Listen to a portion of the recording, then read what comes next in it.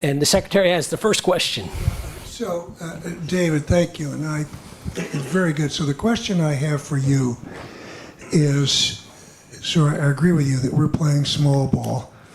And so what would you say, if we wanted to play long ball, are the things we should be doing vis-a-vis China? I can think of all kinds of things we should be doing with our own economy.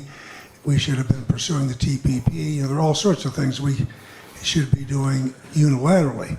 But in terms of our economic relationship with China, what would be your definition of long ball rather than small ball? So that's an incredibly difficult question, because I think you've grappled with this, and Secretary Geithner and others, so there can't possibly be an easy answer to this. I've mostly focused on trying to argue against certain things that have been discussed in the campaign, like naming China currency manipulator, which would not be accurate. 45% tariff, that's going to hurt our firms, and our exports will decline if we do that. So I've mostly focused on those sort of negative things. So if you kind of serious answer, long ball, I think it's great. We actually have 350,000+ Chinese students in the United States now, so I think that's great. I think we should, have a deliberate policy, and of course from many other countries too. I think we should have a deliberate policy of encouraging that, and there's some danger that it's going backwards. And I think we should be giving green cards to everybody who gets an BA or higher in the United States. So, and that relates to China, because 350,000 of those are Chinese students, and that number is growing. So if you get more Chinese, moving into the U.S. labor force, I view that as a positive link between the two economies. I've also written that I would consider limiting the purchases by Chinese state enterprises of firms in the United States, because they're operating behind protected walls and then coming into our economy and often buying their competitors. And so I don't have the same presumption that a Chinese state enterprise buying assets in the U.S. is going to generate benefits for our economy. But I'd have trouble arguing that wasn't small ball, right? So do you have do you want to weigh in on this? No, because I'd looked at arguing, I think there's been a lot of reform, not as much as I would like in China, but not much opening up. And so I would be pushing to open up hard, thinking that's good for China and good for us. But I agree with you, that's not, our problems are of our own making. And the only things I can come up with for playing long ball are things we need to do to keep the United States strong and competitive and being a leader on the global stage. But I just, I wasn't trying to be cute. I just was wondering whether you had some ideas I hadn't heard before that we could be doing globally with China.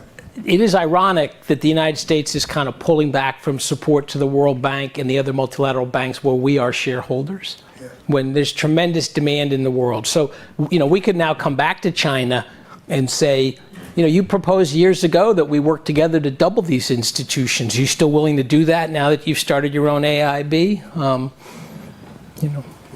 This gentleman. Although it is lots of Chinese and Americans hope that United States would play small ball, long ball, whatever with China, but according to the conventional power dependence analysis, there is still an imbalance of trade vulnerability between the two countries. For example, in China, about 1/5 of the exports go to the United States, equating to almost 4% of Chinese GDP. However, for the U.S., only 1/10 of its exports go to China, accounting less than 1% of U.S. GDP. So there is an imbalance out there. So my question is, to what extent this imbalance would mean a credible threat to China from the U.S. in terms of dealing with, for example, North Korea? Okay, so the questions are getting harder and harder. So I take that to mean, so I think it's going to be really hard to solve the North Korea problem, to be frank. And it seemed the two presidents had different strategies, when they met in Florida. The U.S. thinks that China should put the squeeze on North Korea economically, and that'll get Mr. Kim to change his behavior. And the Chinese think that won't get Mr. Kim to change his behavior, and that the U.S. should sit down and negotiate directly with him to, assuage his worries about regime change. So I don't want to go, I don't want to go too far into those details. But to me, you're kind of asking the question: is there any chance that if we really can't make progress on that the United States, for example, might impose a large tariff on China? I think that's very unlikely. It's certainly been the tradition in our relationship not to retaliate for things in different arenas. So if we have some kind of, we've had a couple of ugly incidents. A U.S. plane collided with a Chinese plane around Hainan Island. Usually what happens then is that you freeze military relations for a while. Or we're unhappy with some economic result, we stop tire imports. The tradition has been to respond to unhappiness within the same arena. That doesn't mean that it can't change, but that would be a very big change if the United States tried to use economic leverage to get China to change, to do something in North Korea. So I think it's kind of unlikely, but I guess if I were the Chinese leaders, I would worry about it a little bit. But if I were the Chinese leaders, I wouldn't worry too much about harsh protectionist measures from the U.S. because, as I said, they will hurt the U.S. economy. So I don't think it's likely that the U.S. is going to do that.